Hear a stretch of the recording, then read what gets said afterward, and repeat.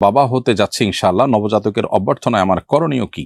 সদ্যজাত সন্তানের প্রতি বাবা মায়ের উপর কি কি হক রয়েছে? প্রিয় দর্শক, আপনার প্রশ্নের উত্তর হলো, নবজাতকের প্রতি আপনার কর্তব্যের অংশ হিসাবে নবজাতকের জন্মের পর তার উদ্দেশ্যে একটু দোয়া নিবেদন করবেন। নবী করিম সাল্লাল্লাহু আলাইহি ওয়াসাল্লাম হাসান এবং হুসাইন রাদিয়াল্লাহু তাআলা আনহুমার জন্মের পর দোয়া করেছিলেন, ওয়াইদুকুমা বিকালিমাতিল্লাহি তাম্মা ওয়া মিন শাররি কুল্লি শাইতানিন হাম্মা ওয়া মিন কুল্লি আইনিন লাম্মা।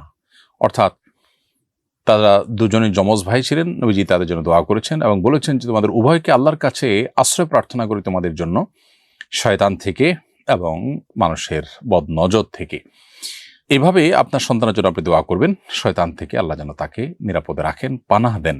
কারণ এই পৃথিবীতে তাকে জাহান্নামে নেওয়ার জন্য শয়তানের বহু আয়োজন আছে, সেখান থেকে সে যেন হেফাজতে থাকে, যেন জন্মের পরপরই আল্লাহর কাছে দোয়া নিবেদন করে রাখতে হয়।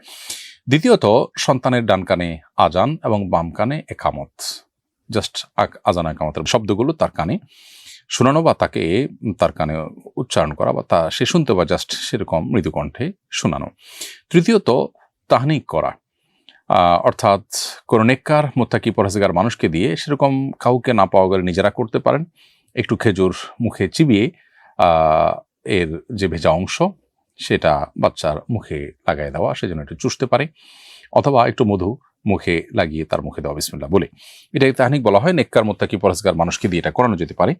এছাড়া সপ্তম দিনে বাচ্চার মাথার চুল চেসে সেটার ওজন পরিমাণ স্বর্ণ অথবা ওজন পরিমাণ রূপা, যার যার সামর্থ্য অনুযায়ী, অথবা স্বর্ণ বা রূপার মূল্য গরিব বা দুঃখীদেরকে দান করে দিতে হবে। এটি মুস্তাহাব একটি কাজ, না করতে পারলে বড় কোনো অসুবিধা নেই। আর এছাড়া সপ্তম দিনে তার আকিকা করা, ছেলে হলে 2টি ছাগল, মেয়ে হলে 1টি ছাগল আল্লাহর নামে জবাই করে তার পক্ষ থেকে আকিকা দিতে হবে এবং জবাই করার পর বা জবাই করার সময় বলবে, আল্লাহ এটি হলো আমার অমুক সন্তানের আকিকা।